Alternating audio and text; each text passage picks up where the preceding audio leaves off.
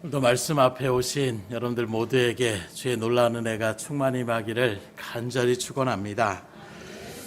명절이 되면 교회는 무슨 전쟁을 선포하는 것처럼 그렇게 느껴질 때가 있어요. 그 이면에 분명히 영적 전쟁도 있을 것입니다. 하나님을 경배해야 될 우리들이 교묘한 죽은 조상들이 마치 우리를 또 귀신이 또 이런 의미적인 것들을 생각하면서 제사를 지내는 것 자체는 어찌 보면 우리에게 영적 전쟁이라고 얘기할 수도 있을 거예요. 그러나 다른 시각으로 바라볼 때에 우리가 예배에 이렇게 지켜나가는 여러분들의 믿음도 굉장히 주님께서 축복하시는 그런 모습 가운데 있을 것이지만, 또 고향에 내려가서 제사를 드리기 위해서 귀신을 경배하기 위해서 내려가는 것이 아니라 믿지 않은 영혼들을 복음을 증거하며 나가는 파송자로 그렇게 우리가 나가는 10년 가운데 선다라면 좀 더 우리의 마음 가운데서 주님 앞에 나아가는 그런 믿음의 발걸음으로 그 어떤 자리에 있든지 승리의 자리에 설 수 있을 거예요. 다만 그런 마음을 교묘하게 또 사단은 이용해서 예배를 빠지는 어떤 그런 일들 가운데 우리가 마음을 쏟지 않는다라면 주님 앞에 중심을 잡아서 예배를 드리면 그 어떤 곳에 가서도 여러분들의 그 예배를, 또 여러분들의 그 찬송을, 여러분들의 기도를 하나님 마땅히 받으심을 믿으시기를 주임으로 축원합니다. 그래서 주님은 어느 곳에나 계시는 분이세요. 다만 우리가 주의 일들 가운데 믿음의 한 공동체를 불러주셨기 때문에 등대교회 공동체로서 우리가 믿음으로 하나 되어 하나님의 뜻을 이뤄나가는 그 믿음의 자리에 서는 것을 우리가 생각할 때에 같이 이렇게 뜻을 합하여 하나님 앞에 충성하며 나가는 이 일들을 우리가 소중히 여기고 귀하게 여기며 하나님 앞에 나아간다라면 하나님 반드시 역사하시고 기쁨으로 우리에게 놀라운 은혜를 허락하여 주실 것입니다. 그래서 오늘 말씀에도 보면 두려워하지 말고 믿기만 하라, 이 말씀이 쉬운 말이 아닙니다.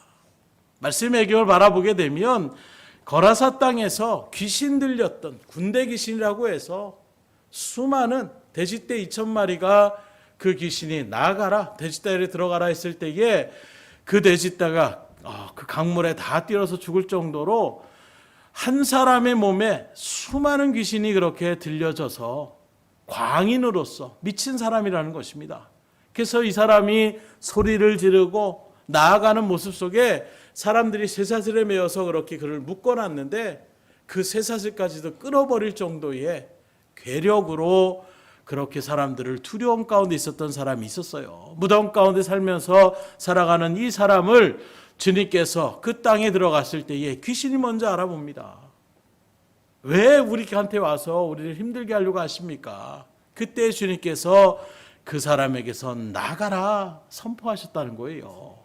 그리고 그 일들 속에 그 사람의 정신이 말짱하게 돌아옵니다. 그 집안에 있는 사람들이 누구나 다 알고 있는, 거라사 땅에 있는 사람들은 그 미친 사람, 그 대단한 사람, 이렇게 했던 그 사람이 멀쩡하게 돌아와서 예수님 발치에 그렇게 앉아있는 모습을 보고 다 놀라는 거예요. 예수님이 가는 곳마다 기적과 이적이 나타나는 것입니다. 그러다 보니까 사람들이 예수님 소문을 듣고 막 몰려들기 시작하는 거예요. 그래서 이제 그 거라사의 땅에서 다시금 건너편인 갈릴리 지역으로 예수님이 그렇게 건너오게 되는데, 이 갈릴리 지역에서도 이미 예수님의 이런 소문을 듣고 많은 무리들이 예수님을 기다리고 있었습니다. 특별히 그 가운데는 회당장 야이로라는 사람이 예수님을 기다리고 있었는데, 이 사람은 당시의 회당장으로, 그 당시의 회당장이라는 것은 유대 사람들에게 오늘날로 얘기하면 2장 정도 그 마을의 최고의 어른이요, 그렇게 이야기할 수 있는 그런 정도의 신분과 지위를 가지고 있는 사람입니다. 존경받는 인물들이 바로 이 회당장의 자리 가운데에 서게 되는 거예요. 이 회당장이 예수님을 그렇게 기다리면서 나아갔는데 이유는 다른 것이 아닙니다. 자기에게 12살 난 딸이 있는데 그 딸이 지금 죽어가고 있는 거예요. 그런데 마치 지푸라기를 잡는 심정으로 예수님한테 나아가면 어떤 병도 고침을 받을 수 있다, 이 소식을 듣고 회당장 야이로가 그 가운데에 예수님을 기다리고 있었다는 것입니다. 왜요? 자기의 사랑하는 딸의 회복을, 건강을 다시금 그렇게 구원받기 위한 그 간절한 소망으로 예수님이라면 고침받을 수 있다라는 그 소망만 붙들고 지금 기다리고 있었다는 것입니다. 그런 모습에서 한시도 급한 그 상황 가운데서 야이로가 어떻게 합니까? 주님 앞에 오자마자 무릎을 꿇고 내가 기다렸습니다. 우리의 딸이 있는데 딸이 지금 죽어가고 있습니다. 살려주십시오. 이 소리에 예수님을 모시고 이제 회당장의 집으로 발걸음 옮기는 거예요. 그런데 그렇게 야이로의 집으로 행했던 일들 속에서 한 사건이, 돌발 사건이 일어나는 거예요. 바로 12년 동안이나 혈루증에 걸렸던 한 여인이 있었습니다. 이 여인도 절박한 거예요. 나름대로 가정이 좀 부유했던 것 같아요. 그런 모습에서 그 병을 갖다가 고침받으려고 의사를 찾아가고 뭐 여기저기 뭐 오늘날로 우리 나라의 모습을 알면 민간요법이나 뭐 해보지 않은 것이 없을 정도로, 그러다 보니까 이렇게 해보세요 저렇게 해보세요 하는 가운데서 돈은 돈대로 나가고 몸은 몸대로 그렇게 지쳐가는, 그래서 성경적인 표현을 바라보게 되면 그 모든 일들이 많이 괴로웠다라고 얘기하고 있는 것입니다. 그런 이 여인에게도 소식이 이제 또 들려오는 거예요. 아, 예수님이라는 분이 있는데 그분에게만 가면 나음을 받을 수 있다. 이 여인도 동일한 간절한 마음이 있었던 것입니다. 그래서 예수님한테 가려고 하는데, 우리나라와 달리 유대인들에게는 율법이라는 관습이 있어요.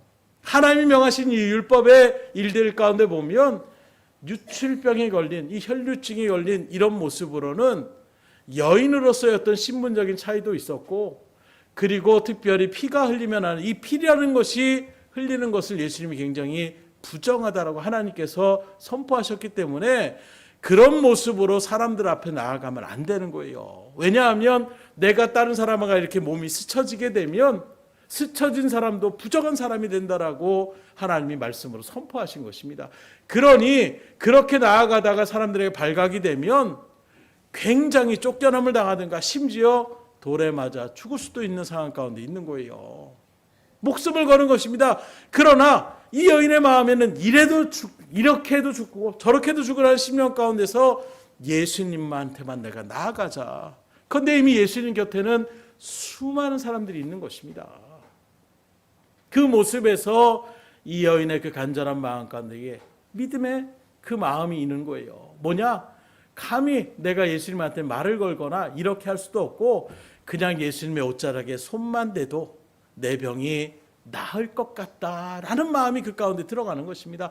그래서 몰래 예수님 뒤편으로 사람들 무리 가운데에 숨어 들어가서 예수님 뒤에 슬쩍 옷자락을 대는 거예요. 대는 순간 이 여인은 깨달았어요.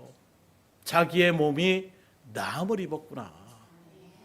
그런데 이 여인만 이것을 느낀 것이 아니라 예수님도 자기에게서 능력이 나간 것을 느끼셨던 것입니다. 그래서 예수님이 갑자기 길을 가다가 멈추시는 거예요. 그리고 주를 돌려봅니다. 제자들과 야이로, 지금 한시가 급한데 예수님이 또 이렇게 정말 신분이 있는 회당장으로부터 뭔가 이런 일들에 좋은 일들이 벌어지게 되면 예수님이 또 사역을 하는 일들 가운데 많은 도움을 받겠지, 아마 제자들은 그런 마음에 부풀어 있었을 것입니다. 그런데 예수님이 갑자기 발걸음을 멈추시고 주변을 돌아보니까 제자들이 물어보는 거예요. 의아하게 생각하는 그 제자들에게 누가 지금 내 몸에 손을 대었다. 그랬더니 제자들이 얘기합니다. 예수님 지금 바쁜데 지금 사람들이 여기 수없이 예수님 주변에 있는데 한두 명 이렇게 스쳤겠지요. 그걸 누가 손을 댔는지 어떻게 합니까? 제자들로서는 당연할 수밖에 없는 반응이에요. 그러나 주님은 아니라는 것입니다. 아니다는 건 내 몸에서 능력이 나갔다라는 거예요. 이 소식을 이 여인도 예수님의 옷자락을 만지는 그 순간에 예수님이 서셔서 그 일들을 얘기하니 도망가려는 마음도 있었을지 모르겠지만 또 그렇다고 해서 내가 나음을 받았다라고 크게 외칠 수도 없는 상황인 거예요. 왜냐하면 내가 사실은 혈루증에 걸렸는데 이런 일들에서 예수님의 옷자락에 손을 대서 지금 나음을 입었습니다. 아니 혈루증, 그 혈우병을 걸렸는데 지금 그 부정한 몸을 갖고 우리 가운데에 그렇게 들어왔다고, 만약에 고침받지 않았으면 어떻게 할 뻔했느냐. 사람들에게 한 소리 들을 수 있는 거예요. 그러니 자기에게 얼마나도 12년 동안 그렇게 괴롭혔던 그 병을 나음을 입었음에도 불구하고 이 여인은 믿음으로 선포하며 간증하며 나갈 수 없는 그런 지경 가운데 있는 것입니다. 그런데 예수님이 막 찾고 계시니까 자기를 지금 찾고 계시는 것을 이 여인이 알게 되는 것입니다. 그래서 이건 어쩔 수 없다. 그리고 자초지종을 얘기를 하는 거예요. 그랬을 때에 주님은 오히려 이 여인을 갖다가 칭찬하여 주십니다. 딸아, 내 믿음이 너를 구원하였으니 평안히 가라. 예수님이 능력, 누가 내 능력 지금 빼갔어? 이것 때문에 멈추신 것이 아니에요. 이 여인이 얼마나 고백하고 싶었을까요? 얼마나 예수님의 능력을 내가 체험했다라는 것을 사람들에게 알리고 싶었을까요? 그러나 말씀드린 그런 일련의 사건과 그런 배경이 있기 때문에 끙끙할 수밖에 없는, 마치 임금 이기는 당나귀처럼 그런 마음 가운데 있는 이 여인의 마음을 주님은 풀어주시고자 한 거예요. 걱정하지 말아라. 내가 보는 것은 너의 믿음이었다. 그 믿음을 갖고 평안히 가라라는 거예요. 내가 그런 불결한 몸으로 예수님의 몸에 손을 대어가지고 그래서 예수님이 나를 꾸짖으시는 거 아닌가? 그렇지 않다라는 것입니다. 그런 거 상관없다는 거예요. 누구든지 주님의 능력을 믿음으로 의지하여 나온 사람에게 주님은 그들에게 평안을 끼치시는 분을 믿으시기를 주님으로 축복합니다. 그래서 주님은 나에게 나오라는 거예요. 어떤 무거운 짐이든지 걱정하지 말고 나오라고 말씀하시는 것입니다. 그러면 너희에게 쉼을 주겠다고 말씀하고 있는 거예요. 그런데 오늘날 나타나는 여러 가지 교회를 떠나신 사람들의 어떤 이야기를 들어보면 교회에서 말씀을 통하여 나타나시는 그 하나님의 능력으로 쉼을 얻는 것이 아니라 부담이 되고 마음의 상처를 입고 괴롭힘을 당하고 이런저런 일들의 모습을 나타내는 그런 이야기를 들을 때에 우리가 분명하게 알아야 될 것은 제자들도 몰랐어요. 그러나 주님은 우리를 분명히 알고 계십니다. 무슨 말씀을 드리고자 하냐면 우리가 이렇게 믿음의 단체로 또 교회의 공동체 생활을 하며 나가는 일들도 사람을 바라보며 나가는 것이 아니에요. 사람은 실수할 수 있습니다. 하나님의 뜻을 제대로 깨닫지 못할 때도 있어요. 오해할 때도 있습니다. 그러나 하나님은 변함없이 여러분들을 지키시고 보호하시고 평안을 끼치기 원하심을 믿으시기를 주님으로 축원합니다. 그래서 대부분 바라보게 되면 나 하나님 때문에 내가 정말로 하나님의 그 일들 가운데서 내가 실망했다. 이런 고백은 거의 못 듣겠더라고요. 목사님 때문에 실망했다. 장로님 때문에 실망했다. 권사님 때문에 실망했다. 교회의 사람들 때문에 상처받았다. 대부분 다 교회의 어떤 우리들에 나타나는, 그래서 우리는 항상 그런 부분에서 먼저 된 자로서 그런 책임감을 가지고 우리가 영혼들을 받아들이고 살필 수 있어야 돼요. 제자들의 이런 정말로 잘못된 모습들은 나면서부터 안진병이 된 그런 사람을 딱 바라보는데 뭐라고 하느냐? 주님 앞에 대뜸 질문합니다. 저 사람이 저렇게 지금 고통받는 것이 부모의 죄 때문입니까? 자기의 죄 때문입니까? 대놓고 그 사람 앞에서 듣는 소리에서 네가 죄를 지었더라, 아니면 니네 부모님이 죄를 지어서 이런 문제가 있는 것이, 이렇게 얘기하며 나가는 듣는 사람 입장에서 얼마나 그것이 절망이고 얼마나 괴롭겠어요. 그때 주님 말합니다. 그의 부모의 죄도 아니고 이 사람의 죄도 아니고 하나님의 영광을 드러내기 위하여 이렇게 주님께서 예비해 놓으셨다라고 말씀하고 있는 것입니다.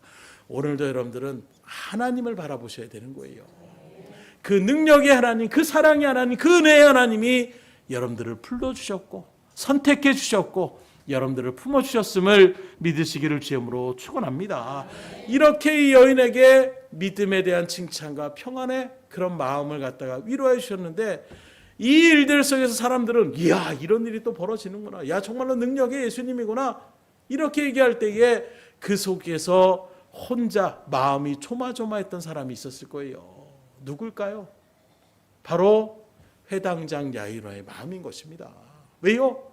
지금 내 딸이 중병을 앓아서 시름시름 죽어가고 있어요. 한시가 급한데 지금 그 일들 속에서 예수님이 멈춰서 이런 일련의 이야기, 자초지종의 이야기들을 다 듣고 이야기하며 나가고 있는 그 시간이 정말 야이로에게는 1분 1초가 1년 2년처럼 느껴졌을 것입니다. 예수님 빨리 가야 되는데, 또 예수님이 친히 그렇게 얘기하고 있는데, 그 예수님의 능력을 통해서 고침받아야 되는데, 그 예수님에게 뭐 이렇게 저렇게 빨리 이런 거 하지 말고 빨리 가십시오 이렇게 얘기하기도 뭐하고, 이거 언제 끝나나 빨리 좀 갔으면 좋겠는데, 이러지도 못하고 저러지도 못하는 그 야유로의 발걸음을 우리가 바라볼 수가 있는 거예요. 그런데 웬걸요, 바로 그러한 순간에 야이로에게, 그 집 가운데 있었던 사람들이 전가를 그렇게 가지고 야이로에게 옵니다. 49절의 말씀입니다. 아직 말씀하실 때에, 이 말은 뭡니까? 예수님이 아직 말씀하시고 계셨다는 거예요. 끊지 못하는 거예요. 회당장의 입장에서는 예수님이 막 지금 말씀을, 거기에서 더 어떤 설교를 하셨는지 뭘 하셨는지 그 말씀을 하시니까 끊지는 못하겠고, 언제 끝나나 빨리 가야 되는데, 그런데 그 말씀하실 때에 야이로에게 회당장의 집에서 사람이 와서 말하되 당신의 딸이 죽었나이다. 선생님을 더 괴롭게 하지 마소서 하거늘. 정말로 야이로 입장에서 듣고 싶지 않았던 소식이 들려지는 거예요. 그 딸 하나를 살리기 위해서 자기의 신분도 내려놓고 그 예수를 맞이하며 그렇게 나아가는 발걸음 가운데서, 이러면 좀 빨리 가야 되는데, 우리 딸 괜찮을까? 이런 조마조마한 마음 가운데 청천벽력한 소리가 탁 들려집니다. 딸 죽었습니다. 끝났다는 거예요. 그러니 더 이상 예수님 데리고 올 필요 없다라는 것을 지금 이야기하고 있는 것입니다. 그런데 이 말을 누구도 들었느냐? 예수님도 다 아시는 거예요. 우리 예수님은 여기에 집중하는 것처럼 보이지만 그렇지 않습니다. 주님은 모든 것을 다 아시는 분임을 우리에게 증거하고 있습니다. 그래서 이 혈류증에 대한 일들을 통해 주님께서 말씀하시는 그 부분을 이야기할 때에도 이 이야기들을 다 듣고 계시는 거예요. 그 얘기를 듣고 주님께서 뭐라고 합니까? 50절의 말씀입니다. 예수께서 들으시고 이르시되 두려워하지 말고 믿기만 하라. 그리하면 딸이 구원을 얻으리라 하시고. 바로 여기에 오늘 말씀의 제목이 있는 거예요. 다 끝난 상황입니다. 사람들의 입장에서는 끝났어요. 병을 고칠 정도의 능력은 있을지 몰라도 사람이 죽었다. 그러면 끝난 것입니다. 아무리 용한 의사라도 그 사람이 죽기 직전에 이런저런 의학이나 수술이나 이런 것들을 하지만 운명하셨습니다 하는 순간에 더 이상의 의사가 할 일은 없는 거예요. 지금 사람들의 시선에 예수님 바로 그와 같은 존재 정도로만 지금 생각하고 있는 것입니다. 사람을 고치는 정도의 능력을 갖고 있는 사람. 이런 모습 가운데서 이 소식을 듣고선 야이로가 표현을 하고 있지 않지만 그 마음이 아마 여러 가지 복합적인 마음이 있을 거예요. 혈류증 걸렸던 여인에 대한 원망도 나올 수 있을 것입니다. 저 여자만 아니었으면 우리 딸이 죽지 않았을 텐데, 예수님이 지체만 하지 않았으면 우리 딸이 죽지 않았을 텐데, 뭐 그렇게 할 말이 많으셔서 말 좀 짧게 끝내고 빨리 가셨으면 죽지 않았을 텐데, 아마 그 마음 가운데서 무너지는 마음과 여러 가지 원망의 마음이 그 가운데에 일어나고 있을 수도 있는 것입니다. 그런 모습을 주님께서 아시고 말씀하시는 거예요. 두려워하지 말고 믿기만 하라. 그런데 이 말씀이 여러분들처럼 아멘으로, 내일이 아니니까 아멘으로 받아들이기 쉽지 몰라도 야이로의 입장에서는 이게 쉬운 게 아니에요. 다 끝난 입장에서 뭘 믿습니까? 그 전까진 믿었어요. 예수님이 고쳐주실 믿었습니다. 그런 마음 가운데서 정말로 주님 앞에 나와왔는데 죽었다는 소식을 들었는데 뭘 믿습니까? 주님은 담대하게 이렇게 선포하고 있지만 야이로 입장에서 이 예수님의 말씀은 참으로 받아들이기 어려운 말씀이에요. 절망적인 이 상황 가운데서 두려워 말고 믿으라고 하시니 현실을 부정하라는 것인가? 뭘 말씀하시는 것이지? 다 끝났는데 이제 와서 뭘 얘기하라는 것이지? 뭘 믿으라는 것이지? 이렇게 반응할 수밖에 없는 거예요. 그런데 사실 예수님의 공생의 사역 가운데의 사역들을 바라보게 되면 예수님께서 이 믿음에 대한 부분들을 늘 강조하십니다. 믿어라, 믿어라.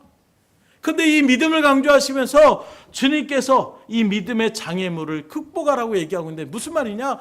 믿어야 되는데 믿음을 가기 위해서 장애물이 있다라는 거예요. 우리를 못 믿게 하는 부분들이 있다라는 것입니다. 믿으려고 해도 이게 되겠어. 바로 두 가지의 장애물을 얘기하는데 그게 바로 무엇이냐?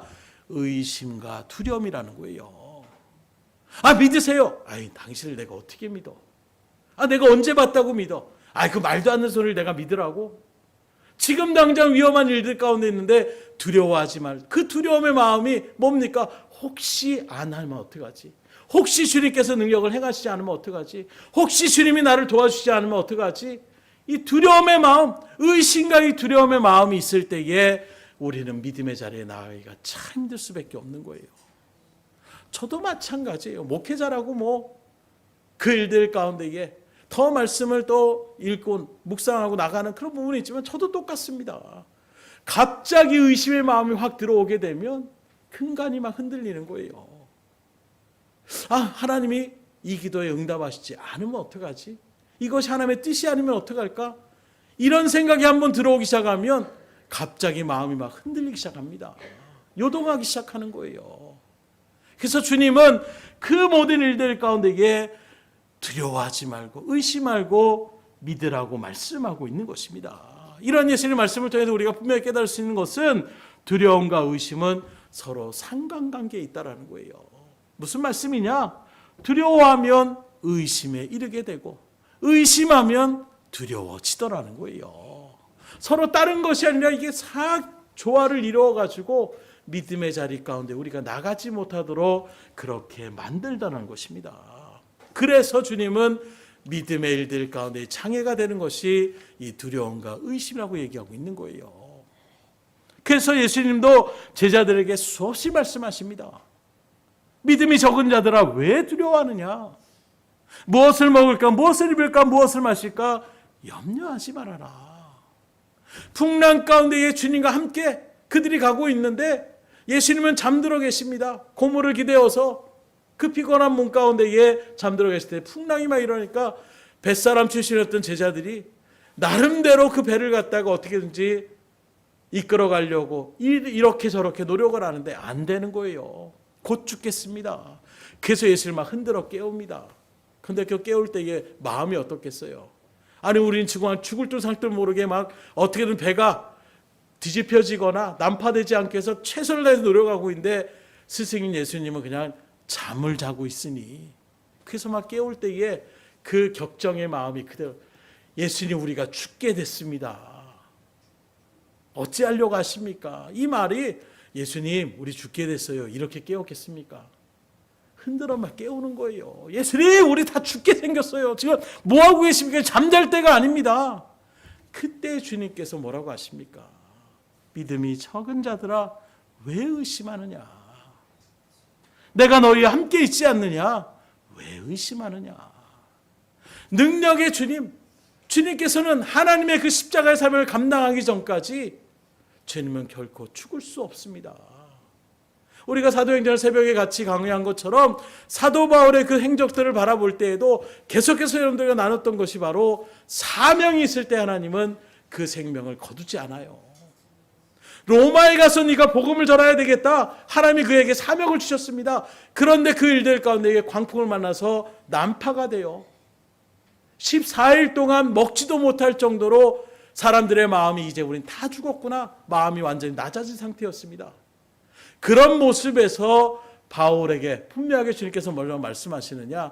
죽지 않는다라는 거예요. 여러분들 걱정하지 말라라는 것입니다. 그리고 바울의 이 말씀, 하나님께서 계시하신 말씀대로 거기에 276명이 되는 사람들이 다 죽지 않습니다. 메리데라는 섬으로 그렇게 들어가요. 들어갔는데 이제 몸을 좀 녹이려고 장작불을 갖다가 지피며 나가는 일들 속에서 바울도 이제 장작을 막 나뭇가지를 모아가지고 풀 속에 이렇게 던졌더니 그 뜨거운 불 가운데에 장작에 어떻게 같이 스며들었던 독사가 튀어나오는 것입니다. 뜨거운 가운데 튀어나와서 자기를 이렇게 던졌던 바울의 손을 갖다가 물어버리는 거예요. 그랬더니 거기 있는 원주민들이 저놈은 분명히 나쁜 놈이다.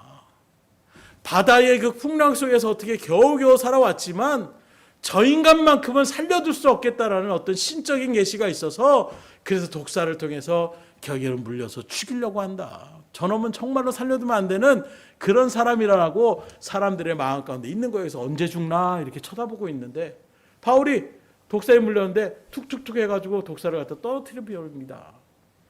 떨어뜨린 것까지 몰랐는데 이제는 어쨌든 물렸으니까 죽겠지 하는 마음으로 쳐다보고 있는데 아무렇지도 않는 거예요. 그랬더니 이 사람들이 어떻게 합니까? 죽을 줄 알았던 사람이 오히려 멀쩡히 살아있으니까 이 사람은 신의 사람이다. 그리고 그 멜리섬에 있는 사람들이 바울의 복음을 듣고 하나님의 은혜의 일들 가운데에 같이 자리매김하는 놀라운 역사를 나타내는 거예요. 이 일련의 모습들 가운데서 독사에 물려서 죽을 수도 있는 것입니다. 그러나 바울은 거기서 죽어서는 안 되는 존재예요. 왜요? 로마에 가서 그 황제 앞에서 복음을 전해야 되기 때문에, 이 사명이 있기 때문에 하나님은 사명자를 내버려 두지 않습니다. 길게 돌아왔지만 예수님도 마찬가지. 예수님이 이 땅에 오신 목적이 무엇입니까? 십자가의 대속의 십자가를 지시기 위해서 이 땅에 오신 분이에요. 그러니 풍랑이 아무리 불어도 그 풍랑 속에서 물에 빠져 죽는 일은 결코 일어나지 않는다는 것이 주님께서는 그 마음 가운데 분명히 새겨져 있는 것입니다. 그러나 제자들에게는 그 믿음이 없는 거예요. 이게 바로 믿음의 차이인 것입니다. 오늘날에도 우리에게는 각양의 믿음의 차이가 분명히 일어날 수밖에 없어요. 특별히 그래서 여러분들이 믿음의 경험을 하고 하나님 앞에 기도하며 나아가는 이유가 바로 거기에 있는 거예요. 말로 수백 번 들어봐야 잘 믿어지지 않습니다. 그러나 한 번 볼 때에 이 세상에 믿는 것처럼 우리가 믿는 일들은 우리가 보기 때문에 믿었다. 그것도 오래가지 못하더라고요. 그리고 이 자리 가운데서는 보지 않고 믿는 사람들이 더 많으실 거예요. 그건 바로 무엇이냐? 우리가 믿음의 자리에 가는 것은 성령의 은혜로 우리가 믿음의 자리 가운데 설 수 있는 거예요. 뭘 봐서 믿는 것이 아니라 하나님이 믿음을 우리에게 선물로 주셨기에 우리가 그것이 그냥 믿어지는 것입니다. 이런 일들 속에서 회당장 야이로 예수님 앞에 나아갈 때에 그에게는 분명한 신앙 고백이 있었어요. 무슨 신앙 고백이 있었느냐? 첫 번째는 자기 딸의 이 중한 병은 예수님께만 가면 그 예수님께서 자기 딸을 고칠 수 있다는 그 믿음으로 그는 예수님을 기다리고 있었다는 것입니다. 평소 같았으면 예수님 기다리지도 않았을 거예요. 두 번째는 바로 무엇이냐? 예수님 앞에 무릎을 꿇고 간청했다라는 거예요. 이게 쉽지 않습니다. 회당장은 말한 것처럼 나이가 좀 찌긋하거나 또 그 일들 가운데서 나름의 어떤 다른 사람들에게 인정받는, 존경받는 인물이에요. 그에 반해서 예수님은 어떤 분이냐? 나사렛 저 변두리 시골 출신의 목수에 불과한 사람이고, 혹자는 저 사람 귀신 들린 사람이다, 저 미친놈이다, 이렇게 이야기하면서 많은 유대인들의 사람들이 아직도 예수님을 배척하고 받아들이지 않는 그런 상황 가운데 있는 거예요. 그러나 그런 일들 가운데 중심에 설 수 있는 율법학자 가운데 있었던 이 회당장이 그 예수님 앞에 무릎을 꿇고 간청했다라는 것은 자기의 모든 것을 지금 내려놓겠다라는 것입니다. 보통 믿음으로는 그렇게 할 수 있는 게 아니에요. 이 사람이 고칠 수도 있고 안 고칠 수도 있다, 이 정도의 마음이라면 아마 망설였을 거예요. 내가 그래도 신분이 있는데, 내가 그 젊은이한테 가가지고 그걸 꼭 해야 되나? 그러나 철석같이 이 사람은 그 예수님이라면 고칠 수 있다라는, 직접 본 것도 아닙니다. 소식을 듣고 그 마음 가운데서 기다리고 무릎을 꿇고 나갔다라는 거예요. 많은 사람이 수군거릴 수도 있는 것입니다. 아니, 회당장이 어떻게 저 시골 출신에 귀신 들렸다라고 얘기할 수 있는 저 청년에게 무릎을 꿇고 간청할 수가 있어? 저런 사람이 우리의 회당장이라고? 이런 이야기를 들을 수도 있는 것입니다. 곧 이런 모습들이 그 시대 가운데서 어찌 보면 그의 신앙 고백이라고 이야기할 수가 있는 거예요.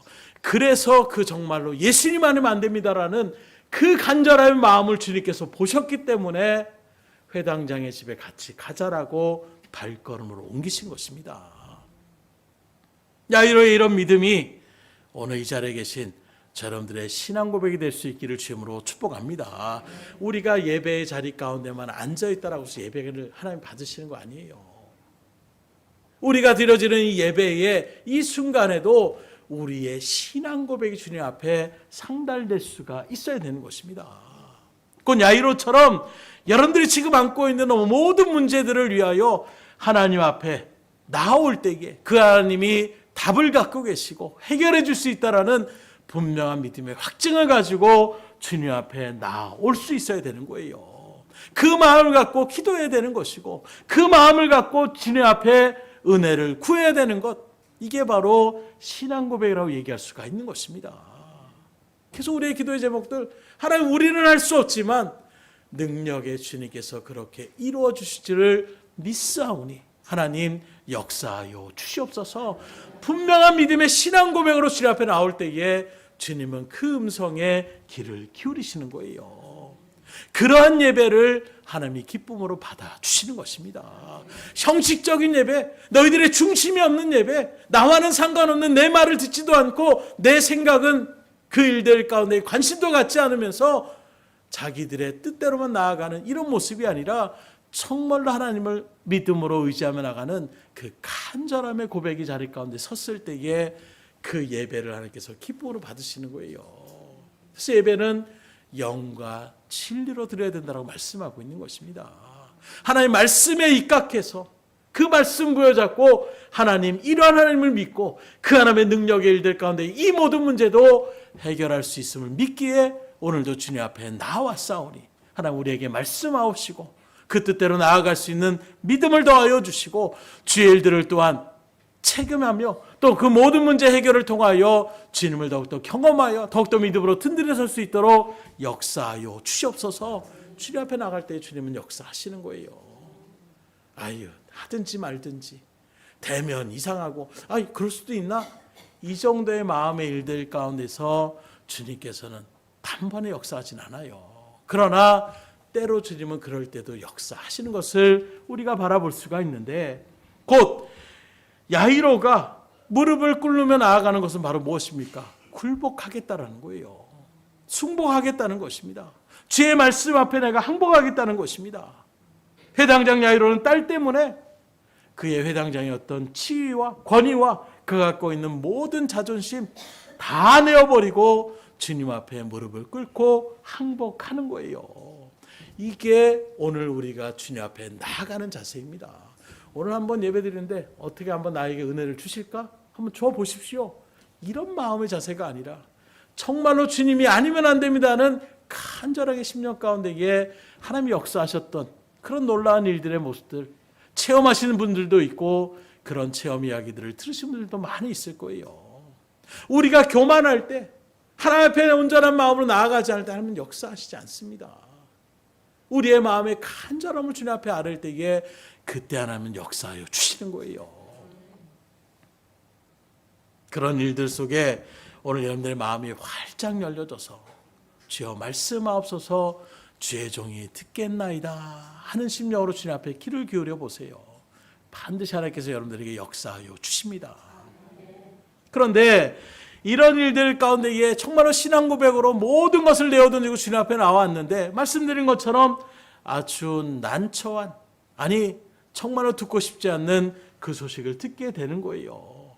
그 딸 때문에 내 지위도 권위도 내 자존심도 다 내려놓고 항복하는 심령으로 주님 앞에 다른 사람의 시선으로 어떻게 평가받을지 아마 이 일들을 통해서 아이고 회당장이라고 세워놨더니 그 일들 속에서 저렇게 신앙심도 없고 저렇게 시골 출신의 청년에게 무릎 꿇는 거 보니까 아유 저 사람은 덕망이라고는 찾아볼 수가 없다.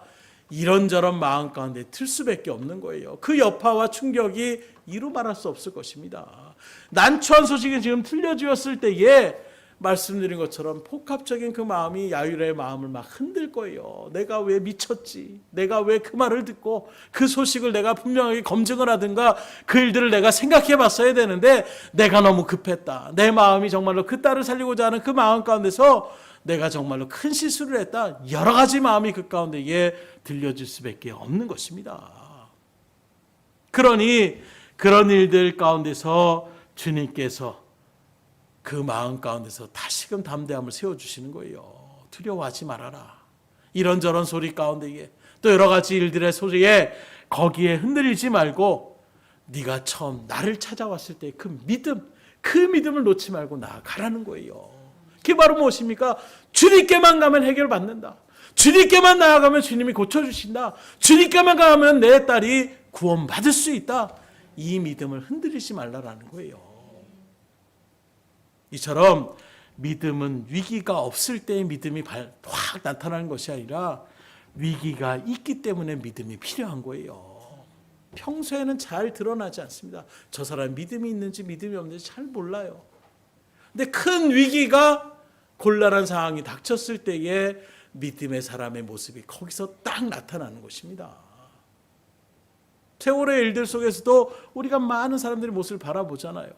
평소에 아이들을 사랑하고 정말 아이들에게 그런 마음 가운데는 그 스승의 마음, 그 몸에 그냥 있을 때에 내가 너희들 얼마나 생각하는지 몰라. 그 얘기를 들었을 때 잘 몰랐을 거예요. 그러나 정말 그 위기의 순간에 자기도 지금 살아야 되는 그 순간에 아이들을 먼저 살려주기 위해서 그렇게 나아갔던 그런 소리, 그 아이들이 그 선생님의 그 마지막 손길들을 다 마음 가운데 새길 수밖에 없는 것입니다. 여러분들의 믿음도 마찬가지예요. 위기의 순간에 저 사람이 정말로 선한 사람이었구나. 정말로 믿음의 사람이었구나. 하나님의 뜻대로 사는 사람이었구나 하는 것을 그때 우리가 깨닫게 되는 것입니다. 주의 일들 가운데서 이 야이로 받아들이기 어려운 현실 앞에 원망할 수 있는 그 상황에 예수님은 야이로야 지금 힘드냐? 지금 마음이 흔들리냐? 참지 못하겠느냐? 괴로우냐? 이해가 안 되느냐? 그러나 두려워하지 말고 믿기만 하라 말씀하시는 것입니다. 이처럼 믿음은 어떻게 보면 너무나 고집스럽고 미련스럽게 보일 때도 있어요. 세상 사람이 바라볼 때에 무슨 기도한다고 병이 낫나? 뭐 기도한다라고 무슨 일이 해결이 되나? 저 사람들 참 미련하다. 믿음이 없는 사람들의 눈에 바라봤을 때에 하나님을 의지하며 나가는 그 발걸음이 고집스럽고 미련스럽고 어리석게 보일 수가 있는 것입니다. 그러나 바울은 담대하게 선포합니다. 사람들은 그렇게 우리를 미련하게 볼지 몰라도 나에게 십자가는 능력이 된다라는 거예요. 우리의 그 믿음이, 그 지혜가 하나님의 능력과 비밀임을 믿으시기를 주님으로 축원합니다. 오히려 그렇게 순전한 마음으로 나가는 그 기도에 하나님 역사하여 주시더라고요. 때로는 믿음의 성도들 가운데 그럴 때가 있습니다. 기도해서 될 일이야. 병원 가야지. 빨리빨리 가. 이렇게 얘기하시는 분들도 있어요. 저도 그런 편에 속합니다. 그런데 참 희한한 것은 바로 무엇이냐? 정말로 진실한 마음으로 하나님 앞에 기도하며 나가는 사람들은 또 그 믿음대로 고쳐주시더라는 거예요. 여기서 오해하지 말 것은 여러분들 병원 가거나 약 드시지 말라고 얘기하는 것이 결코 아닙니다. 믿음의 역량에 대한 하나님은 역사하시더라고요. 그러기에 함부로 이게 함부로 판단할 일이 아니구나. 내가 하나님이 될 수 없는데 내가 뭐라고 저 사람의 그 일들을 믿음으로 주님 앞에 의지하며 나가는 그 모습을 하나님이 받으시면 역사하시는 거예요. 그 일들을 내가 판단할 수 없는 것입니다. 그러니 오늘 이 자리에 계신 여러분들도 주변의 성도님들의 그 믿음을 함부로 판단하지 마십시오. 주님은 아예 나는 사람을 비판하지 말라라고 우리에게 경계하셔요. 오히려 그런 모습이 있을 때에 같이 기도하라고 우리와 주님은 우리에게 말씀하고 있으니 다른 사람의 믿음을 평가하지 마시고 여러분들의 믿음을 주님 앞에 온전히 아뢰며 나가기에 다른 박질하며 나갈 수 있기를 주님으로 축복합니다. 그래서 주의 일들을 바라보면 사람들, 우리 인간들은 다 지혜로운 것처럼 생각해요. 내가 경험한 것이 많고 그동안 들은 것이 많고 배운 것이 많아서 모든 것을 내가 충분히 평가할 수 있다고 우리가 착각할 때가 있습니다. 그래서 모든 진실을 내가 다 알고 있처럼 얘기하고 있지만 예를 들어서 그 모든 것들을 우리가 다 예측하지 못해서 인생을 어떻게 할 수 있느냐? 불신자들은 좋은 일을 앞두고 장례식에 가는 것 굉장히 꺼려합니다. 괜히 부정 탔다 이런 생각들을 들으면서 내가 결혼식을 앞두거나 이런 일이 있을 때에 장례식에 가는 것을 되게 꺼려하는 그런 모습들을 나타낼 때가 있어요. 그런데 생각해 보면 누구나 인생은 다 죽습니다. 나는 영혼의 사건처럼 그렇게 생각하며 나가다 보니까 그런 일들의 마음을 쏟고 있지만 그렇지 않음을 우리는 바라볼 수가 있는 거예요. 그래서 오히려 성경은 뭐라고 하느냐?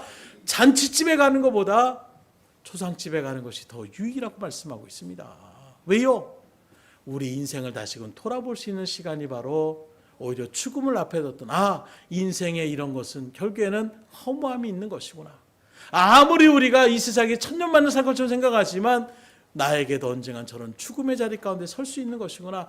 그 죽음의 일들 가운데에 하나님을 우리가 더욱더 생각하게 되고, 그리고 하늘나라를 우리가 소망하며 나아갈 수 있기 때문에 우리가 초상집에 가는 것이 더 유익이라고 얘기하고 있는 거예요. 잔치집에 가면 뭐합니까? 아이고 뭐 재밌네. 아이고 오늘 신랑이 뭐 춤 좀 추나? 오늘 또 어떤 일들을 하냐? 음식은 뭐 이런 일들을 생각하는 일들 가운데에 오늘 음식이 뭐 어땠어? 신랑은 오늘 뭐 바라보니까 뭐 얼굴이 그렇게 뭐 잘생기지도 않았는데 뭐 신부는 어떻고 아버지는 뭐 아이고 눈물을 다 흘리리래. 세상의 일들만 얘기하고 거기서 하나님의 어떤 감사와 영광이 돌리는, 또 하나님을 생각하며 나가는 이런 일들이 오히려 이루어지기가 쉽지 않아요. 우리의 인간의 죄악성이 바로 그렇습니다. 이 땅의 삶에 대한 소망이 우리 가운데 펼쳐지게 되면 신기하게도 사람들의 또 성경의 역사를 바라보게 되면 하나님을 생각하지 않습니다. 지금 사는 게 만족스러워요. 지금 사는 게 행복합니다. 어떨 때 우리가 하나님을 간절히 찾느냐? 내가 힘들고 내 능력 밖의 일들의 어떤 위기가 닥쳤을 때에 그때 우리는 하나님을 바라보더라는 거예요. 그래서 저는 늘 말씀드리지만 위기가 닥쳐서 하나님 바라보지 마시고 잘 될 때에도 늘 감사로 하나님 앞에 나아가시라는 거예요. 이왕이면 힘들고 지쳤을 때 그때 겨우 하나님 내가 또 실패했습니다. 하나님 도와주세요. 이런 마음보다는 늘 우리가 기쁨과 감격 가운데 하나님 오늘도 지켜주시니 감사합니다. 오늘도 이렇게 은혜를 주시니 감사합니다. 여러분들이 정말로 주님 앞에 영광 드리며 그렇게 고백하며 나아가면 하나님 복 가운데 인도하여 주시는 거예요. 모두가 다 고난의 자리 가운데 몰아세우는 것이 아닙니다. 그 자리에 서서 하나님을 기억하지 않고 그 자리에 서서 점점 죽음의 사망의 구름텅이로 빠져가는 그 모습을 너무나도 우리를 사랑하신 하나님이 어떻게 내버려 둘 수가 있겠어요. 그러니 깨닫게 하려고 고난을 주시는 것입니다. 그렇게 가면 안 돼. 그게 전부가 아니다. 이렇게 가야 된다. 근데 들을 생각을 안 해요. 냅두세요 좀. 나 이게 재밌단 말입니다. 나 이거 하는 것이 너무 즐겁습니다. 그럴 때 주님께서 너 안 되겠구나. 때로는 그것을 빼앗기도 하시는 거예요. 때로는 환경을 조성하시기도 하는 것입니다. 그리고 잃어버린 다음에 이게 전부가 아니구나. 하나님밖에 없습니다 하고 나아가는 그 믿음이 바로 생명의 자리이기 때문에 주님은 때로 우리 가운데 고난을 줄 때도 있는 거예요. 이 믿음을 알았을 때에 우리 성도들 가운데 고백하시는 분들 많이 있습니다. 그래서 고난이 우리에게 유익이라고 얘기하고 있는 것입니다. 세상의 사람들은 도저히 이해할 수 없는 거예요. 행복하고 성공해야 우리에게 유익이 있는 것이지 고난이 무슨 유익이야. 고난은 힘든 것이고 괴로운 것이고 고통스러운 것이지. 그러나 그 고난을 통하여 하나님을 다시금 깨닫게 되고 하나님을 더욱더 의지하는 가운데 주시는 놀라운 은혜를 또한 누리게 하여 주시니 고난이 유익이 된다라는 거예요. 믿으시기를 주님으로 축원합니다. 이런 일들 가운데서 인간적인 입장에서 바라보게 되면 사람들의 입장에서 끝이에요. 예수님 더 이상 괴롭히지 마십시오. 올 필요 없습니다. 회당장 야이로의 마음도 이제 다 죽었는데 뭘 더 믿으라고 합니까? 인간의 입장은 충분히 알 수 있습니다. 끝입니다. 그러나 하나님 되시는 그 주님, 그 예수님의 입장에서는 문제가 되지 않는 거예요. 말씀으로 온 우주 만물을 창조하신 그 하나님 앞에서 죽은 사람 살리는 것이 무슨 문제가 될 수가 있겠습니까? 이미 구약의 사건 속에서도 엘리야 선지자를 통해서도 이미 죽은 사람들을 다시 살렸던 역사들을 하나님은 이미 우리에게 말씀하여 주시는 거예요. 그러니 하나님 앞에서 우리에게는 능력 밖의 일이고 이건 말도 안 되는 일이고 이건 할 수 없는 일도 하나님 편에 바라봤을 때는 아무 문제가 되지 않습니다. 그래서 주님은 담담하신 거예요. 두려워하지 말고 믿기만 해라. 걱정할 필요 없다라는 것입니다. 이런 마음을 가지고 회당장님의 집까지 가는 거예요. 그렇게 도착을 했는데도 52절에 뭐라고 합니까? 예수님께서 모든 사람이 아이를 위하여 울며 통곡하매 예수께서 이르시되 울지 말라. 죽은 것이 아니라 잔다 하시니. 들어갔을 때에 그냥 숨 안 쉬다가 끝나는 거예요. 우리도 아는 것처럼 사망했을 때에 띠띠띠띠 하다가 띠 하고 나가는 것처럼 그냥 죽었다라고 평가하지 않습니다. 의사가 진단을 하고 이제 사망하셨습니다. 이야기를 했을 때에 죽는 거예요. 고대 예수님 당시에도 마찬가지입니다. 그냥 숨을 안 쉬네. 애가 자는 것처럼 가만히 있네. 아이고 죽었나 보다. 이렇게 하는 게 아니에요. 그 시대도 의사는 있었습니다. 다 침맥을 하고 다 평가를 했을 때에 거리에서 사람들이 봤을 때는 죽었어요. 그 시간이 길거리에서 얘기 듣고 또 오는 시간까지 있었으니 이 아이가 죽었다는 것은 기정화 사실이 된 것입니다. 그런데 예수님께서 딱 가서 하시는 말이 죽은 것이 아니라 잔다 얘기하고 있으니까 사람들 반응이 저거 진짜 미친놈 맞네. 이렇게 반응할 수밖에 없는 거예요. 아니 지금 죽었다고 지금 다 평가가 났는데 잠들었다고 얘기하는 저거 어떻게 하려고 그러지? 이런 마음으로 비웃는 것입니다. 그때 예수님께서 뭐라고 하십니까? 54절입니다. 예수께서 아이의 손을 잡고 불러 이르시되 아이야 일어나라 하시니 정말로 아이에게 잠자고 있는 아이에게 일어나라고 야 일어나야지 하는 말씀처럼 그 아이의 손을 잡고 일으켰더니 아이가 살아났다라고 말씀하고 있는 거예요. 믿으시기를 주임으로 축원합니다. 참 믿기 힘든 이야기들이 성경에 많이 나와요. 그런데 놀라운 것은 이런 말씀들을 우리에게 분명하게 선포하시는 이유는 우리의 믿음의 자리를 분명하게 세워주시는 거예요. 곧 이 일들을 통하여 하나님께서 아이를 살려주셨구나. 죽은 아이를 살리시는 것이 하나님의 능력이구나. 이걸 이야기하는 것이 아닙니다. 이런 말씀들을 기록해서 우리에게 본질적으로 하나님께서 의미하시고 하는 뜻이 무엇인지를 알아야 된다는 거예요. 그게 바로 무엇이냐? 사람들의 관심은 병을 고치는 데 관심이 있는 거예요. 야, 저 병도 고칠 수 있을까? 아니 저건 10년이 넘는 병인데 저 고질병을 고칠 수 있을까? 사람들은 병이 고칠 수 있을 관심 갖고 병이 고치면 이야 정말 고칠 수 있네? 여기에만 관심을 갖습니다. 죽은 사람을 살렸을 때에 아니 죽은 사람을 살려놨네? 여기에만 관심을 갖는다라는 거예요. 그러나 예수님의 이 땅에 오신 목적은 그것이 아니었습니다. 그 영혼들에게 그들의 시선이 병을 고치는 것에 또는 죽은 사람을 살리는 것에 거기에 관심을 갖는 것이 아니라 예수님이 어떤 분이신지를 그 예수님 전하는 그 복음이 어떤 것인지를 그들이 깨닫고 알고자 하는 것이 그것이 예수님의 소원이었어요. 예수님이 이 땅에 오신 목적은 귀신을 떠나가게 하고 병을 낫게 하고 죽은 사람을 살리는 것이 아니었습니다. 이거의 메시아의 사명이 아니에요. 구원자의 사명이 아닌 것입니다. 그럼에도 불구하고 예수님은 많은 병자들을 고쳐주셨고 많은 귀신들을 쫓아내셨고 죽은 사람을 살려주셨습니다. 그러면 이렇게 원래 목적이 아님에도 불구하고 왜 예수님은 야이로의 딸을 그렇게 다시금 살려주셨느냐? 그건 다른 것이 아니라 그 야이로의 믿음을 북돋아 주시기 위해서 야이로의 딸을 살려주시는 것입니다. 믿음이 없는 사람에게 믿음을 주시기 위해서 그 딸을 살려주셨다는 거예요. 예수님의 목적은 단순히 병든 자를 고치는 것이 아니라 죽은 자를 다시금 살리는 것이 아니라 복음이 그 자리 가운데 들어가는 것, 이게 예수님이 오늘 저 사람들에게 동일하게 바라고 원하시는 것입니다. 그래서 우리가 어떤 사람이 병을 고치는 것, 교회 가면 병 났는데 이렇게 해서 나오시는 분들도 있어요. 근데 교회는 병을 고치는 곳이 아닙니다. 병을 고치는 곳은 어디입니까? 병원이 병을 고치는 곳이에요. 교회는 영혼을 살리는 곳입니다.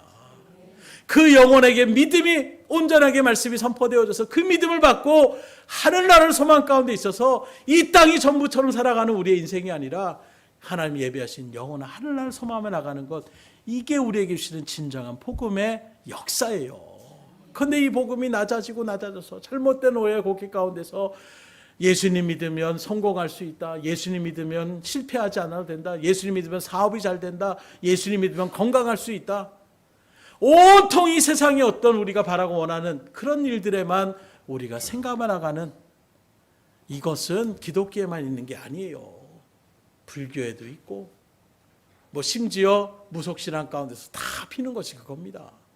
연초가 되면 동해에 가서 해 떨어지는, 해가 뜨는 것을 바라보면서 소원하는 것도 다 그런 거잖아요. 가족 건강 위해서, 사업 잘 되게 하기 위해서. 이런 소원들은 다 세상 사람들이 종교성을 갖고 있는 일 가운데 다 하는 거예요. 하나님은 우리에게 그걸 약속하는 것이 아닙니다. 그건 더불어 주시는 거예요. 무엇을 먹을까, 무엇을 입을까, 무엇을 마실까 걱정하지 말아라. 그건 세상 사람들, 이방인들도 다 그런 것을 구한다. 시적으로 불신자들도 또 여타에 따른 종교인들도 다 그걸 구합니다. 잘 살게 해주세요. 우리 자녀들 잘 되게 해주세요. 다 그런 것을 구합니다. 그런 것들이 아니라 너희는 먼저 그의 나라와 의를 구하라. 하나님의 뜻을 구하라는 거예요.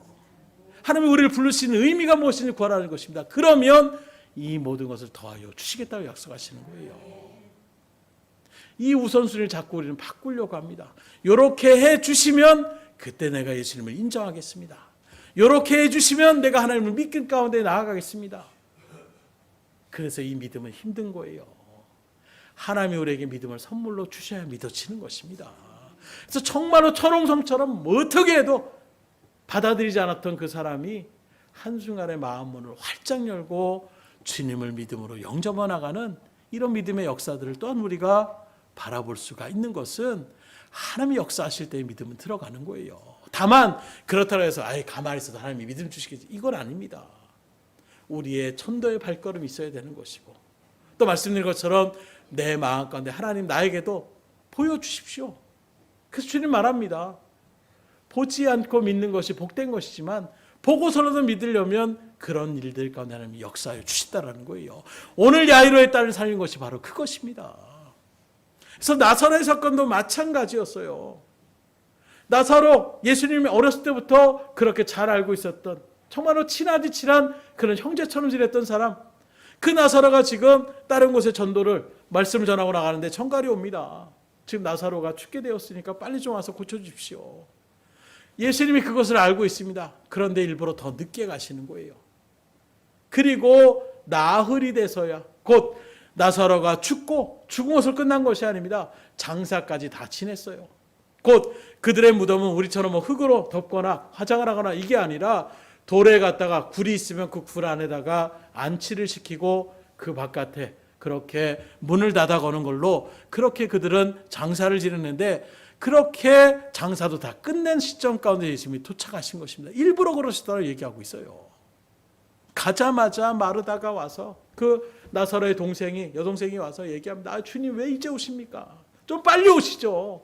왔으면 우리 오라비가 죽지 않았을 텐데 이제서야 죽은 지 이제 장사까지 다 지낸 다음에 그 다음에 오십니까? 그때 주님께서 말씀합니다. 내 오라비가 다시 살 거다. 그랬더니 예 맞습니다. 다시 살 줄 믿습니다. 마지막 날에 살 줄 믿습니다. 마르다에게 나름의 믿음의 고백이 있었어요. 지금 당장은 아니더라도 마지막 때가 되면 하늘나라에 그렇게 올라가게 될 줄 내가 믿습니다. 그러나 예수님께서는 우리가 잘 아는 말씀을 선포하는 거예요. 나는 곧 부활이요 생명이니 나를 믿는 자는 죽어도 살겠고 무릇 살아서 나를 믿는 자는 영원히 죽지 아니하리니 이것을 내가 믿느냐. 마지막에 그렇게 하나님의 나라에 들어가는 것을 믿는 것도 큰 믿음이라고 할 수 있지만, 능력의 주님이 있는 그 자리 가운데서 얼마든지 생명의 역사들을 일어나갈 수 있다는 것을 주님께서 다시금 그에게 물어보시는 거예요. 아직 거기까지의 믿음이 세워지지 않는 것입니다. 그래서 그 무덤가로 가시는 거예요. 그리고 그 앞에서 나사로야 나오라 얘기하기 전에 성경 분명하게 이렇게 선포합니다. 요한복음 11장 42절에 보면 항상 내 말을 들으시는 줄을 내가 알았나이다. 그러나 이 말씀하는 것은 둘러선 무리를 위함이니 곧 아버지께서 나를 보내신 것을 그들로 믿게 하려 함이라. 주님은 충분히 나사로를 살릴 수 있는 능력이 있어요. 그럼에도 불구하고 주님께서 그 사람들이 듣는 가운데서 기도하시며 주님 앞에 나아갑니다. 항상 나와 함께 하시고 내 기도를 들으시는 걸 아는데, 내가 이 말을 아는 것은 바로 무엇이냐? 이들로 하여금 내가 정말로 그들의 메시아됨을 믿게 하여 주시는 그 일들 가운데 나사로를 살려나겠다는 것입니다. 그리고 나사로가 살아갔을 때에 그 죽었던 나사로를 살려나는 것을 통해서 많은 유대인들이 그 나사로를 보고 예수님을 인정하며 나가는 이런 모습들을 또한 성경의 역사를 통해서 우리가 바라볼 수 있는 것입니다. 그래서 그 나사로도 바리새인들이, 예수님 배척하는 사람들이 나사로도 같이 죽이자 이런 얘기를 하는 거예요. 왜냐하면 그 나사로가 죽었다가 살아나는 것이 소문이 너무나도 크게 퍼져 있기 때문에, 그러니 나사로를 생각하면 예수님이 바로 연결이 되는 거예요. 결국에는 이 일들의 역사를 나사로를 살리신 이유는 그 일들을 통하여 믿음이 연약한 사람들이 정말로 예수님 우리의 메시아가 맞다, 구원자가 맞다, 이것을 인정하게 하시기 위하여 주님은 이런 역사들을 이루어 나가시는 것입니다. 오늘날에도 동일해요. 우리에게 치유의 역사를 해주시고 또 우리의 문제를 해결해 주시고 우리가 그런 문제를 넣을 때 주님 앞에 기도할 때 주님께서 역사하시는 것은 우리의 믿음을 세워주시고자 하나님께서 역사하시는 것입니다. 특별히 등대교회에 그렇게 믿음의 일들 가운데 체험하신 분들이 많이 계세요. 그 믿음은 흔들리기가 쉽지 않습니다. 심지어 그걸 기억해서 아이고 딴 사람이 뭐라고 해도 나는 하나님이 나 고쳐주신 거 믿는데 누가 뭐라고 해도 에이 우연히 고쳐줬겠지. 그런 부분에서 내 믿음의 확신이 있으면 다른 일들 가운데 우연히 그렇게 될 거야. 그럴 수도 있을지도 몰라. 이렇게 얘기하겠지만 정말로 그것이 내 가운데 분명하게 간절함으로 새겨졌던 사람은 그거 우연 아니라고 정말로 그렇게 하나님께서 고쳐주셨다라고 담대하게 선포하며 나가는 우리에게 복음의 친거자 역할을 감당할 수 있도록 하나님이 이렇게 또한 역사하여 주시는 거예요. 이 일들을 잘 감당해 나갈 수 있기를 주님으로 축원합니다. 여기서 바라볼 수 있는 것은 예수님의 은혜와 긍휼과 사랑의 마음입니다. 내버려 둘 수도 있는데 아유 안 믿으면 말아 할 수도 있지만 그들의 믿음을 더욱더 견고하게 세워주시게 하여 굳이 하지 않아도 될 그런 역사들을 주님께서 이루어 나가시더라는 거예요. 왜요? 그렇게 해서라도 믿게 하시기 위해서. 그래서 오늘날에도 믿음이 연약한 사람들, 그래서 우리 원로목사님들 늘 말하지만 이제 갓 신앙생활에 있는 초신자들의 기도가 하나님 앞에서 잘 들어주신다. 왜 잘 들어주실까요? 이제 믿음이라는 것이 뭔지를 알아가는 일들 가운데서 하나님이 경험을 해주셔야 믿음이 정말로 하나님 앞에 기도하면 되네. 정말로 하나님 앞에 간절함으로 아뢰며 나갔더니 하나님이 이렇게 역사해 주시네. 이게 체험시켜서 믿음의 자리에 서게 하시게 그런 거예요. 그러면 나는 왜 기도할 때 하나님 바로바로 응답 안 하시지? 오히려 여러분들의 믿음을 하나님이 인정하고 있음을 믿음으로 생각하시고 그 일들을 통해 하나님께서 어떤 일들을 또한 나에게 깨닫게 해주시는지를 우리가 기대하며 나갈 수 있기를 주님으로 축원합니다. 그럴 때 하나님은 역사하시는 거예요. 죽은 자가 살아나는 것 우리 편에서는 기적이지만 하나님 편에서는 그런 기적이 없어도 믿게 하시는 그 일들이 진정한 하나님의 기적임을 우리가 분명히 아셔야 되는 거예요. 우리는 봐야 믿는다 얘기하고 있지만 보지 못하는 자에 더 복되도다 가신 것처럼 여러분들에게 성령의 은혜가 아니고서는 우리가 아멘으로 화답할 수 없어요. 그걸 믿음으로 받아들일 수 없으면 저도 가끔씩 생각할 때가 있어요. 이 말을 정말로 믿지 않는 사람들이 믿을 수 있을까? 죽은 사람 살렸다고 하는데 무리를 걸었다라고 하는데 말씀으로 우주를 창조할 때가 있는데 근데 제 마음 가운데 그것이 그게 말이 되는 소리인가? 의심해 본 적이 없어요. 믿음으로 그것이 당연하게 그래 하나님 그런 분이시지. 당연히 하나님 하실 수 있지. 오히려 똑같은 말씀을 들어도 믿지 않는 사람들에게는 저게 무슨 말도 안 되는 소리야. 근데 그것이 믿음 가운데 새겨진 사람들은 아멘 믿습니다. 역사하실 줄 믿습니다. 내가 그 영혼을 위해서 기도해야지. 그 아픈 자를 위해서 내가 또 기도해야 되겠다. 오히려 우리의 믿음 가운데 도전이 되는 거예요. 이게 하나님의 친절한 기적의 역사임을 믿으시길 주임으로 축원합니다. 이게 정말로 역사더라고요. 인간적인 편을 바라보면 신앙생활하는 것은 이거 말도 안 되는 소리예요. 그래서 제가 그런 부분들을 이야기할 때에 그 주말에 쉴 수 있는 그 휴식 시간에 심을 하든가 여행을 가든가 이런 일들 가운데 나가는 것도 아니라 그 교회에 가서 1시간 넘게 앉아가지고 그 정말로 이야기를 들으면서 또 그것을 앉아있는 걸 끝나는 것이 아니라 또 나름의 헌금을 준비해서 하나님 앞에 또 예물도 드리고 이건 돈 내고 고생하려고 왜 그 짓을 하냐. 그 얘기를 들으니까 충분히 세상 사람은 그렇게 생각할 수 있겠다. 그런데 여러분들 여기 앉아 계시잖아요. 주님 앞에 예물을 드렸잖아요. 또 말씀을 드리면서 화답하시잖아요. 이게 은혜임을 믿으시길 주님으로 축원합니다. 아무나 할 수 있는 것이 아니더라고요. 그럴 때 그 생각이 들어가니까 제가 감사가 절로 나오더라고요. 하나님 감사합니다. 하나님을 알 수 있게 해주시고 하나님을 경험하게 하여 주시고 또 그것도 감사한데 하나님의 일들을 감당할 수 있는 사명도 허락하여 주시니 하나님 감사합니다. 고백이 나올 수밖에 없는 거예요. 그러니 그 일들 가운데서 그래 내가 지쳐도 하나님이 나를 지켜주시는데, 지금까지 하나님이 이렇게 붙잡아 주셨는데 무엇이 문제가 될 수 있을까 하는 마음으로 나아갈 수가 있는 것입니다. 그래서 믿지 않는 사람들이 보면 말씀드린 것처럼 믿음에 이를 가운데 있는 사람 우직하고 미련스럽게 보이는 거예요. 말씀을 드립니다. 회당장 야이로는 기본적인 믿음을 갖고 있었어요. 그래서 예수님에 나아가서 자신의 딸의 문제를 가지고 나아갔습니다. 또 예수님 앞에 무릎을 꿇었습니다. 그러나 그것으로는 부족하다라는 거예요. 예수님은 이 야이로의 믿음을 더 강하고 크게 해주실 필요가 있었기 때문에 그의 죽었던 딸을 통하여 놀라운 일을 행하심을, 다시 살아나게 하여 주심을 통하여 그 야이로의 믿음을 더 크게 든든하게 세워 나가신 것입니다. 하나님의 말씀인 성경을 바라보게 되면 두려워 말라 이 말씀이 몇 번 나올 것 같아요. 그걸 또 찾아보신 분들이 계시더라고요. 365번이니 두려워하지 말라라는 말씀이 나온다는 것입니다. 이 말을 또 의미 있게 또 이렇게 해석하시더라고요. 1년이 며칠입니까? 365일이다. 매일마다 주님은 우리에게 두려움과 의심을 극복하라고 말씀하여 주시는구나. 그래서 믿음의 자리 가운데서 우리에게 나아갈 수 있도록 붙잡아 주시는 그 하나님의 손길을 다시금 고백하며 나가는 모습들, 딱 맞는 말에는 의미는 있는 것 같아요. 그럴 수 있겠다. 오늘 우리 가운데 믿을 수 없는 것이 아니라 우리를 여전히 믿지 못하게 하는 그 불신과 또 불신앙을 우리가 극복하지 못할 때에 우리 신앙의 자리에 나아갈 수가 없는 거예요. 또 실제로 우리가 믿는다고 하면서도 가장 결정적인 순간에 우리의 한계를 정하지 못하고 믿지 못하는 모습을 나타낼 때도 있는 것입니다.